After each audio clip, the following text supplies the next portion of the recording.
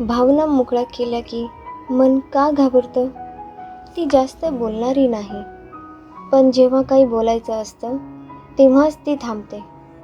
कारण मनात एकच विचार फिरत असतो, मी बोलले तर समोरच्याला त्रास होईल का? कदाचित समस्या भावना व्यक्त करण्यात नाही, तर आपण स्वतःला दोषी मानण्यात आहे. ती रोज तेच करते, मनात साठवते, हसते आणि पुन्हा गप्प बसते. हळूहळू तिला असं वाटायला लागतं, माझ्या भावना म्हणजे ओझं आहेत. पण खरं सांगायचं तर भावना असणं चुकीचं नाही, त्या दाबून ठेवणं जास्त त्रासदायक आहे. भावना व्यक्त करणं म्हणजे कमकुवतापणा नाही, ते स्वतःशी प्रामाणिक असणं आहे. आणि जेव्हा ती पहिल्यांदा शांतपणे बोलते, आवाज थरथरतो, पण मन हलकं होतं.